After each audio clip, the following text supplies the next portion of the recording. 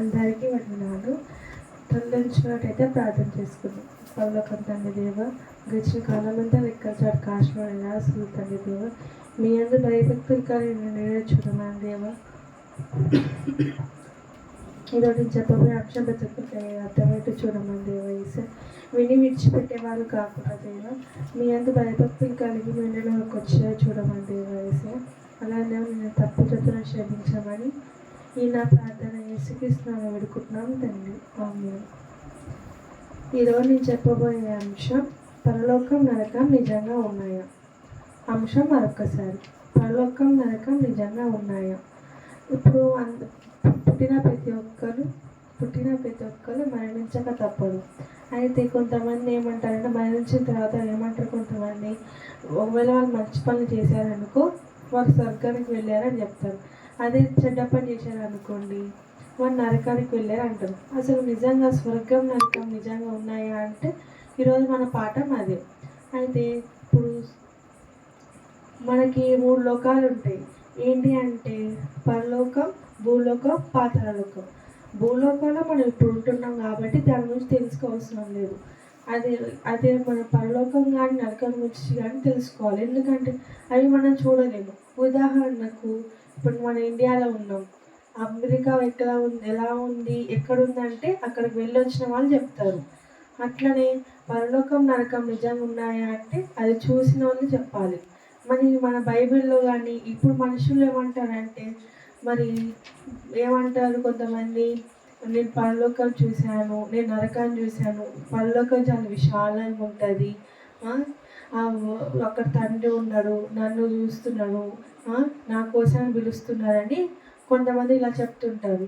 అయితే నిజంగా మన కన్నతల్ని చూడగలుగుతామా అంటే చూడలేము. ఎందుకంటే ఎలా అయితే మనము మన కంటితో ఒక సూర్యుడిని చూడలేనప్పుడు మన కన్నతల్ని ఎలా చూడగలుగుతాం, చూడలేము. అదే పాతాళం అనుకో, చనిపోయిన తర్వాత పాతాళానికి వెళ్తారు. ఎవరైనా చనిపోయిన తర్వాత వెళ్ళాలి కానీ చనిపోక ముందు అయితే వెళ్ళరు. అయితే మరి నిజంగా పరలోకం నరకం ఉన్నాయని కొంతమంది అంటున్నారు, కొంతమంది లేరు అంటున్నారు. అసలు నిజంగా ఉన్నాయా లేవా ఈరోజు పాఠం అది. అయితే ఒక వచనం చూసుకుందాం. ప్రసంగి 10వ అధ్యాయం 14వ వచనం. ప్రసంగి 10వ అధ్యాయం 14వ వచనం. ఏదో మనుషులకు ఎరుగక నిండినను బుద్ధిహీనులు విస్తారంగా మాట్లాడుదురు. నరుడు చనిపోయిన తర్వాత ఏమి జరుగునో ఎవరికి తెలియజేదురు. బుద్ధిహీనులు విస్తారంగా మాట్లాడేదారు అంటారు. అంటే బుద్ధిహీనులు విస్తారంగా మాట్లాడేదారు అంటే కొంతమంది నాకు తెలిసి తెలియక అలా విస్తారంగా మాట్లాడేదారు అండు. అట్లనే ఇంకేముంది దాని కింద, నరుడు చనిపోయిన తర్వాత ఏమి జరుగునో ఎవరు తెలియజేతురు అంటే ఇప్పుడు మనిషి చనిపోయిన తర్వాత ఎవరు తెలియజేస్తారు అంటే తెలియజేయ వాళ్ళు ఎవరు లేరు. ఇప్పుడు ఉదాహరణకు ఒకళ్ళు చనిపోయారు అనుకో, వాళ్ళు పరలోకంకి వెళ్ళారా నరకానికి వెళ్ళారా అని ఎట్లా తెలుస్తుంది? తెలియజేసి వాళ్ళు ఎవరు లేరు కాబట్టి లేరు అని చెప్తున్నారు. అంటే దీన్ని బట్టి మనకు అర్థమైంది ఏంటి, ఎవరు చూడలేరు. చనిపోయిన తర్వాత క్షణంలో మనం ఆత్మ వెళ్ళిపోతుంది. అంటే నువ్వు నరకానికి వెళ్తున్నావా స్వర్గానికి వెళ్తున్నావా అని అది ఎవరికీ తెలియదు. ఇంకా వచ్చిన చూసుకున్నట్టయితే అసలు పరలోకం గురించి బైబిల్ ఎక్కడ చూసుకున్నట్టయితే మత్తయి సువార్త 5వ అధ్యాయం 3వ వచనం. మత్తయి సువార్త 5వ అధ్యాయం 3వ వచనం. ఆత్మ విషయమై దీనులైన వారు ధన్యులు, పరలోక రాజ్యం వారిది.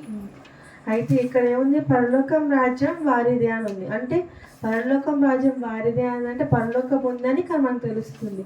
మరి పరలోకం గురించి ఉంది, మన నరకాన్ని గురించి కూడా బైబిల్లో ఉంది. అది ఎక్కడో చూసుకుందాం.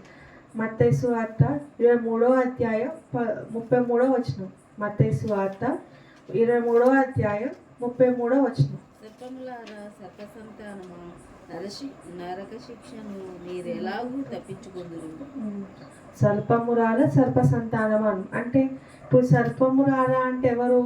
సర్పం అంటే పాము అంటే అవును, పాము అంటే ఎవరు? అపవాది. అపవాదికి మన బైబిల్లో చాలా పేర్లు ఉన్నాయి. అపవాది, సాతాను అలా సర్పము, ఇట్లా కొన్ని పేర్లు ఉన్నాయి.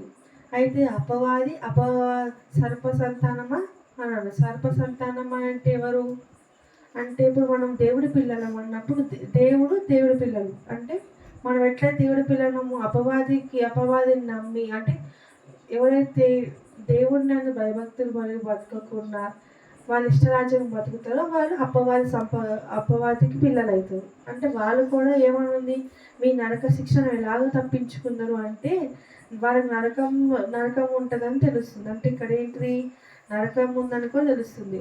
స్వర్గం ఉందని ఇందాక వచనం చూసుకున్నాము, అంటే పరలోకం ఉందని ఇందాక చూసుకున్నాము, నరకం ఉందని ఇప్పుడు చూసుకున్నాం. ఇప్పుడు దీన్ని బట్టి మనం 3 లోకాలు ఉన్నాయని తెలుస్తుంది. పరలోకం, భూలోకం, పాతాళలోకం. అయితే ఈ పాతాళలోకంలో 2 స్థలాలు ఉంటాయి. ఒకటి ఏంటిది, వేదన పడే స్థలము, ఇంకోటేమో పరదేశు. అయితే యాతన పడే స్థలంలో ఎవరున్నారు అంటే ఒక వ్యక్తి ఉన్నాడు. ఆయన ఎవరో చూసుకున్నట్టయితే అదే లూకాసు వార్త 16వ అధ్యాయం 25వ వచనం. లూకాసు వార్త 16వ అధ్యాయం 25వ వచనం. అందుకు అబ్రహాము కుమారుడా, నీవు నీ జీవితకాలం ముందు నీకు ఇష్టం వచ్చినట్లు సుఖం అనుభవించితివి, అలాగనే లాజరు కష్టము నీవు యాతన పడుతున్నావు. అంటే ఇక్కడ ఎవరు, అబ్రహాము గారి గురించి ఇక్కడ అబ్రహాము గారు ఎవరితో చెప్తున్నారు, ధనవంతుడు చెప్తున్నాడు. ఏమని, ధనవంతుడు లాజరు ఇద్దరు. అయితే ఈ ధనవంతుడేమో తనకి విస్తారంగా డబ్బులు ఉన్నాయి, తినుటూ తాగుతూ సంతోషించుండు. అదే లాజరు కార్యము ఏమి లేకుండా, అంటే వాళ్ళు ఆయన ధనవంతుల్లా కాకుండా ఆయనకు తినడానికి తిండి లేదు, కింద పడిన రొట్టె ముక్కలతో ఆయన రోజు సాగిస్తున్నాడు.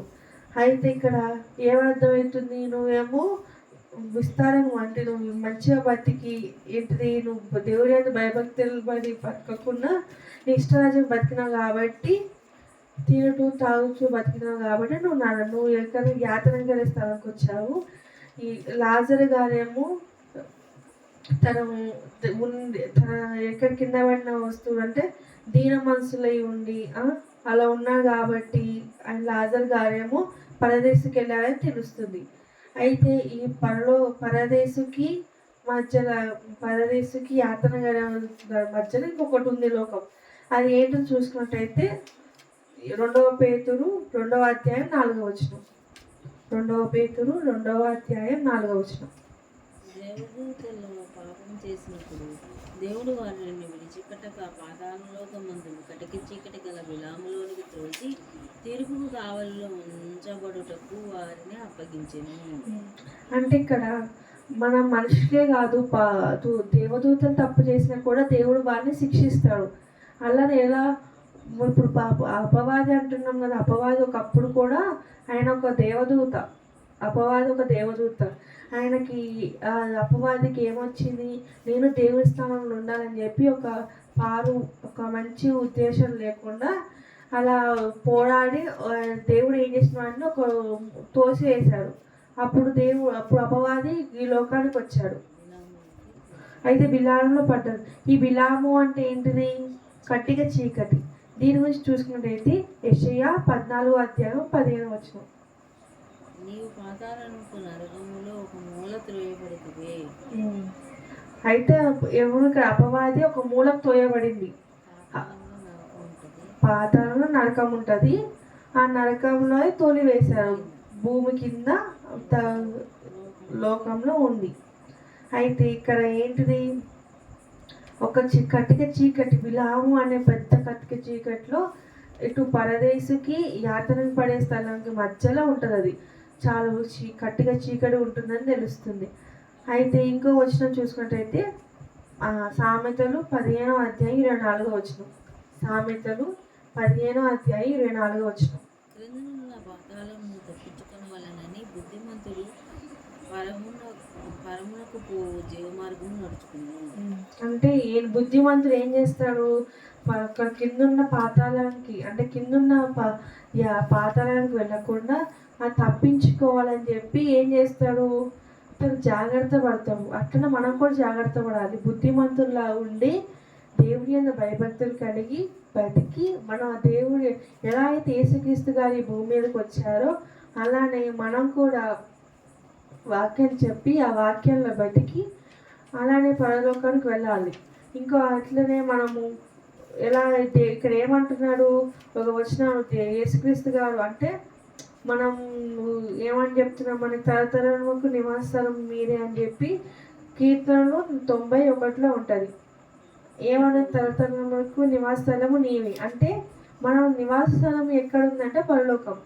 అయితే మన ఉదాహరణకు మనము ఒక ప్రాంతం నుంచి ఒక ప్రాంతం, మన ఇంటికాడ నుంచి ఒక ప్రాంతానికి వెళ్ళాం అనుకో, ఆ ప్రాంతానికి వెళ్ళిన పని అయిపోయిన తర్వాత మనం తిరిగి మన ఇంటికి అట్లా వస్తాము. అట్లనే మనం కూడా ఈ భూమి మీదకి ఒక పని మీద వచ్చాము. ఆ పని పూర్తి చేసుకొని మనం కూడా పరలోకానికి వెళ్ళాలి. పరలోకానికి వెళ్ళి దేవుని ఎలా మనం ఎట్లయితే యేసుక్రీస్తు గారు ఈ భూమి మీదకి వచ్చి ఏమి ఏమి మా ఏమి అంటించుకోకుండా పాపం లేకుండా ఎలా అయితే మరణించారో అట్లనే మనం కూడా అలానే బతకాలి. అలానే బతికి మనం కూడా మానవ మనసు పొంది దేవుని యందు భయభక్తులు కలిగి దేవుడిలో లోకానికి వెళ్ళాలని కోరుకుని నా మాటను ముగిస్తున్నాను. Thank you.